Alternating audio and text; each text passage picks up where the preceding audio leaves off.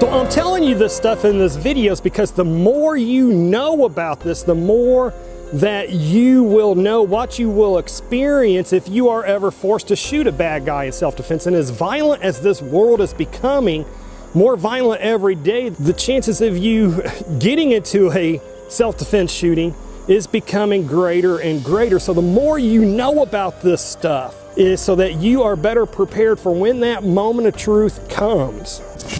Today, you are going to learn how you will almost certainly develop brain freeze after a gunfight. After you have been forced to shoot a violent attacker in self-defense, learn how you will almost certainly have that deer in the headlight look afterwards. And you are also going to learn why this phenomena is so important to know about, because attorneys will try to use it against you to sue you for millions of dollars after you've been forced to defend your life. So stay tuned.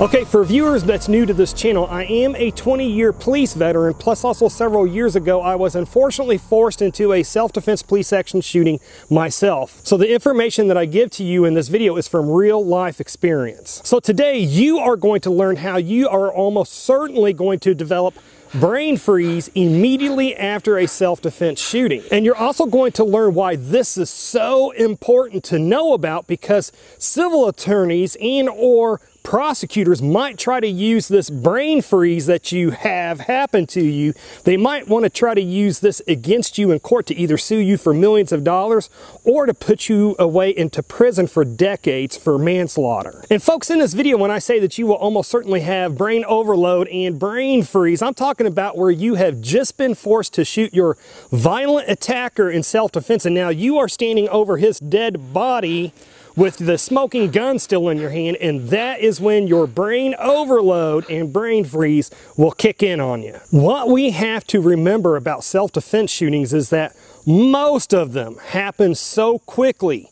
So many things happen. You are having to make such profound and huge decisions that could that's all about your survival. You're having to make all these split-second huge decisions so fast that once you do hit your attacker and once he does go down and once that smoke clears, at that point you have made so many decisions, again, so many huge decisions, that your brain says, okay, you know what? You have survived. That's it. I'm done making decisions. I am shutting down. And then once your brain says, hey, I'm done making decisions, I am shutting down, you're standing over there over your now dead bad guy, and you can't figure out what to do next, even though you actually know, even though you've trained for it. But your mind, your brain says, I'm done, I'm not making any more decisions, and now you're standing over him and you can't think about what to do next. Now, I personally believe that this is just a natural human reaction to overload, to being too much for your brain can handle. Think about it, when you lift weights, you can lift so many weights for so many reps until eventually your muscles say, hey, that's it, I'm done, I can't lift another, I can't do another rep, and then your muscles basically give out on you. And I really believe that your brain does the same thing. Once you have to make split-second decision that affects your life, whether you live or die, when you have to make split-second decision like that, boom, boom, boom, boom, and then once your brain says, all right, you've survived, your threat is no longer, you are going to live through this now. Well, now that did it, I'm not making any more decisions, not for now. Now let's just use this as an example. You ask the average person, hey, what's 2 + 2? And the average person is going to come back to you immediately and say, well, that's easy, that's the number 4. But you let somebody get into a self-defense shooting where they almost die, or maybe they get into a car accident where they almost die, and then go up to them and then ask them what 2 + 2 is. And you'll see a lot of people, once they've survived an incident like that, they'll sit there and look at you blank, and they'll sit there and stutter, it's 4, you know. So that's, again, that is just, I believe, to be a natural reaction that our brain has after we have survived, where we thought that we were going to die, and then we had to make all these split-second decisions up to that point. Now you may ask, hey, so what's the big deal about this? Well, the big deal about that is that when you're standing over that bad guy and you still got that smoking gun in your hand and you can't think about what you need to do next, you can't think enough to sit there and say, oh, I need to call 911 to help him. Oh, I need to start doing CPR on him, or I need to start putting bandages or doing compression on his wounds or whatever like that. Prosecutors and or civil attorneys may try to use your inaction against you to try to paint you as a murderer, as somebody that was just out to kill somebody. Otherwise, you would have tried to have helped him. Now, the reality is that you failing to call 911 because you are having brain freeze, that you had brain overload after a self-defense shooting, the fact that if you fail to call 911 or if you fail to start doing CPR on the bad guy you just shot, that does not mean that you did an unjustified shooting, self-defense shooting. What makes your self-defense shooting justified or not was if shooting that violent criminal was a reasonable use of force, and if that's legal in your state or not. But what we have to remember is if you have an anti-gun prosecutor, or when that dead bad guy's family goes to sue you, that prosecutor and or that civil attorney will try to use everything against you that they can in court to try to make you look bad in front of that jury. But what you are going to need when you have that brain freeze and prosecutor and or a civil attorney is trying to use that against you, you need expert witnesses testifying on your behalf in court and explaining to that jury of this is a natural reaction to people that were honestly in fear for their life. When somebody's honestly in fear for their life and they have to make split-second decision after split-second decision after split-second decision, once they are so certain that they are going to die, and then once they survive that, then their brain says, that's it, I'm done making decisions, I'm not doing anything else, I am shutting down for now.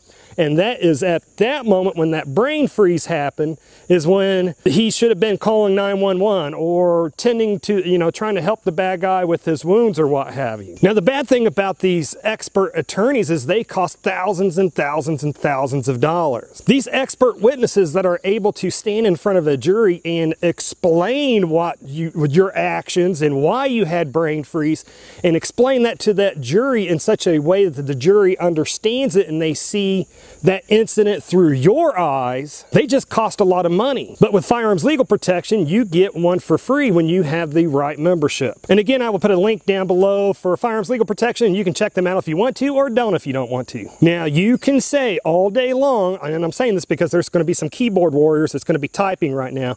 You can say all day long that you train and train and train. Therefore, if you are ever forced into a self-defense shooting, you will remain calm and collected, and you will do everything that you need to even after that shooting because of how much training that you've done. And folks, you can listen to me if you want to, or you can completely disregard everything that I'm telling you, but I am telling you from personal experience that if you remain calm, both during and after, immediately after that self-defense shooting, then you either have nerves of steel that 95% of the general public does not have, or you really weren't truly in fear for your life when you shot that bad guy. Therefore, you did not experience that adrenaline dump that happens afterwards. Folks, I like to be open and transparent in my videos, and I am not too proud to admit it, but after me and my beat partners self-defense police action shooting, I had brain overload. I had brain freeze. When that smoke, after that guy came out of his house and unexpectedly pointed his handgun at me, and I was staring at the barrel of that handgun pointing right at me, and I ended up surviving that situation when I thought for certain that I was going to die.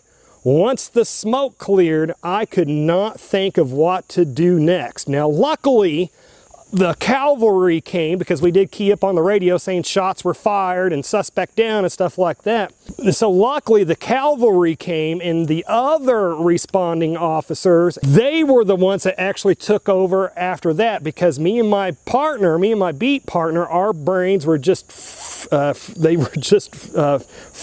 were just fried. They were done. We were having a hard time making simple decisions for several minutes after that shooting. But afterwards, the days after that event, I thought to myself, why was I just frozen there as other officers showed up?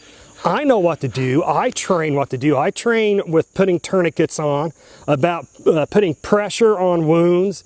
I mean, luckily we at least had the ability to key up on our radios to say, you know, shots fired, suspect down, start ambulance. But then after that, again, I can't speak for my partner, but for me, my brain again just shut down. And it surprised me because of all the training that I do of what to do after a self-defense shooting, and I still had that brain freeze. I still had that brain overload where my brain said it is done making decisions for that time period. So I'm telling you this stuff in this videos because the more you know about this, the more that you will know what you will experience if you are ever forced to shoot a bad guy in self-defense. And as violent as this world is becoming, more violent every day, the chances of you getting involved in a self-defense shooting, or like that guy in Indiana that killed that active shooter in that mall, the chances of you getting into a self-defense shooting is becoming greater and greater. So the more you know about this stuff, your brain freeze, your lapses in memory that I've talked about in other videos, not wanting to give a detailed statement to the police until after you've had at least two nights of sleep, and then with your attorney.